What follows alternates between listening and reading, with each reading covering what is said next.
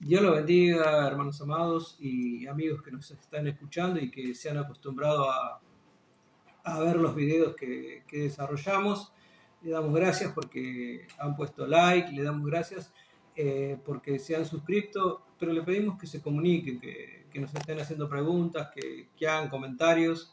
Es necesario para que permanezcamos en el canal. Eh, Vamos a darle la conclusión a este tema. A este tema realmente que es un azote en la Iglesia de Jesucristo. Hay muchos cristianos que no pueden vivir en intensidad el cristianismo, no tienen problemas, realmente no tienen paz. Cuando Dios quiere desarrollar toda su paz, no pueden llegar a cumplimentar todo lo que expresa la palabra de Dios y todo lo que tiene la esperanza y las promesas que Dios tiene para nosotros. Hay muchos cristianos que no lo logran porque a causa de la iniquidad.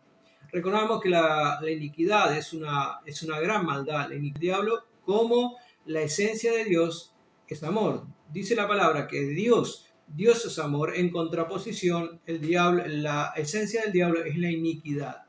Y muchas veces afecta a las personas. Por eso creemos que Dios visita la maldad desde la primera hasta la cuarta generación. No estamos hablando de maldición, estamos hablando de iniquidad, una gran maldad que se desarrolla no solamente desde la primera hasta la cuarta generación, sino que cada generación le abre puertas para que situaciones se desarrollen, iniquidades personales, y la cosa se va desarrollando cada vez peor. Vamos a tocamos el capítulo 4 de Lucas en el versículo 18 y 19, ya lo hemos leído en los otros videos, pero ahora vamos a desarrollar dos puntos que están dentro del versículo 18. Dice que el Señor vino y la iglesia está preparada para dar vista a los ciegos y libertad a los oprimidos. Primeramente, vista a los ciegos. Hay un espíritu que afecta a los cristianos, que oprime a los cristianos y que no los deja desarrollar, es el espíritu de estupor. El espíritu de estupor es lo que neutraliza a la persona y la mantiene ciega a las verdades espirituales profundas de Dios y a las promesas que Dios tiene para nuestras vidas. Pero también hay otra cosa que afecta. Por ejemplo, dice libertad a los oprimidos. ¿Por qué habla de libertad? La palabra de Dios nos dice, donde está el Espíritu de Dios hay libertad, pero muchos no tienen esta libertad. ¿Por qué? Porque están dentro de cárceles espirituales. Y vamos a ver cuáles son las cárceles espirituales. Las cárceles espirituales, hay personas que están encerradas en sí mismos, que han cerrado sus vidas. O sea, ¿por qué? A causa de dolores, puede ser por causa de abusos, por causa de tener contacto con las tinieblas, o sea, de darse a lo oculto, y eso abre puertas. Hay muchas personas, hay muchos cristianos que se involucran también con doctrinas de demonios, o sea, gobiernos espirituales que han invadido muchas veces la fe cristiana, y de eso vamos a hablar en otro momento, y encierran a las personas en cárceles espirituales en su misma vida. Por eso dijo el Señor que vino a libertar a los oprimidos. Entonces, son personas que no pueden orar, o oran y tienen una oración muy limitada, muy cortada, o no se pueden desarrollar en la oración, no pueden leer la palabra porque se sienten mal, se sienten oprimidos, y hay como si hubiera algo en su vida, que realmente hay algo. ¿Dónde se genera esto?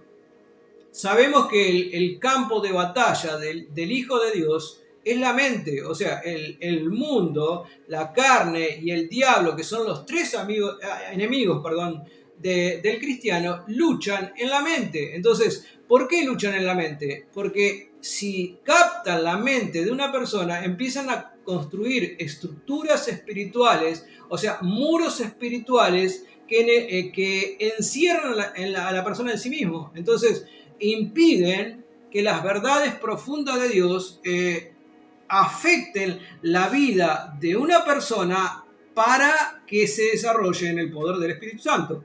Es realmente un arma estratégica del enemigo. Entonces, el Señor Jesucristo vino a dar libertad a los oprimidos, para sacar de la cárcel a personas y que puedan vivir y expresarse en libertad y desarrollar todo lo que el potencial que Dios tiene para nuestra vida. Dios tiene un potencial grande, pero nosotros debemos romper con esas situaciones. O sea, hay cristianos que están experimentando estrés, están experimentando ataques de pánico, están experimentando, entre comillas, enfermedades psicosomáticas, que no son más ni menos que estrategias de Satanás para neutralizar las vidas. Y vemos cristianos que migran ¿cómo se llama?, a psicólogos, a psiquiatras, y son medicados. No tenemos nada contra la ciencia, pero sabemos que el poder de Dios y el desarrollo de una buena comunión con Dios y un sentido de pertenencia a la Iglesia de Jesucristo y al ministerio, para que Dios nos pueda ministrar y otros hermanos nos puedan ayudar en nuestro crecimiento espiritual. Si nosotros entendemos estas cosas, realmente vamos a ir camino a una iglesia poderosa. Dios está llamando a una iglesia poderosa, está llamando al remanente fiel para que en este último tiempo que queda, antes de que suene la trompeta, antes de que la iglesia sea raptada y llevada a las bodas del Cordero, podamos que nuestras vestiduras estén blancas, resplandecientes, sin mancha de pecado y sin arruga de descuido espiritual. Entonces, el ministerio de la Iglesia de Jesucristo debe ser un ministerio poderoso, valga la redundancia, en el poder de Dios, para que nosotros podamos dar respuesta a esas vidas que están dentro de la fe de Jesucristo, pero no pueden evitar que esos ataques vengan sobre su vida. La iglesia debe estar preparada.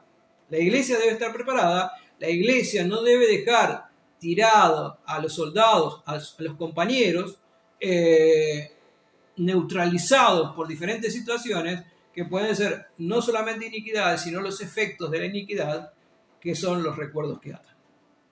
Hay muchas personas que están en cárceles espirituales por los recuerdos que atan. El enemigo ha neutralizado a muchos hijos de Dios y los ha hecho inefectivos e inoperantes e infructíferos en la obra de Dios, cuando tendrían que estar de pie, firmes y dignos, cumpliendo con la tarea de reconciliadores. Somos todos ministros de reconciliación para poder ir a la obra, ir y hacer discípulos y desarrollarnos como hijos de Dios.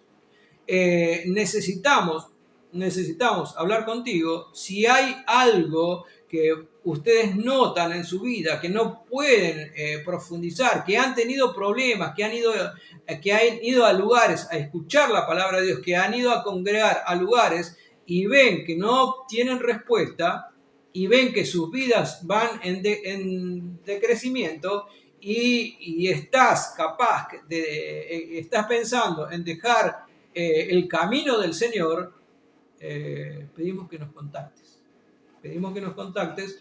Nosotros tenemos una iglesia virtual, se llama Creciendo en Gracia, como se llama el canal, y todos los días estamos estudiando la palabra de Dios, estamos haciendo debates, nos edificamos los unos a los otros, solamente con el fin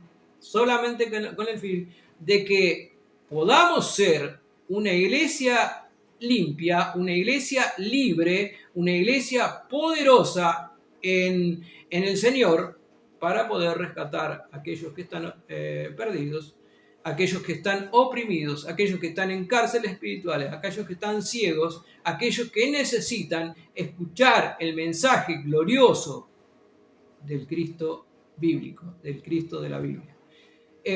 Tratamos de condensar en estos pocos minutos todo la información que podamos darte, pero queremos hablar contigo. Queremos que hagas comentarios, que te desarrolles, que si notas situaciones en tu vida, si hay por ejemplo, como hablamos al principio, si en tu familia todos han tenido una enfermedad terminal, se desarrollan enfermedades terminales, si hay en tu familia ha habido contacto con las tinieblas, si han hecho pactos, si recuerdas eso, o si hay personas que son dadas al físico o otra clase de abusos, que han sufrido esos desastres espirituales en la familia, Dios quiere libertar de esas situaciones. Te amamos, amado amigo y amado hermano, Dios te bendiga mucho,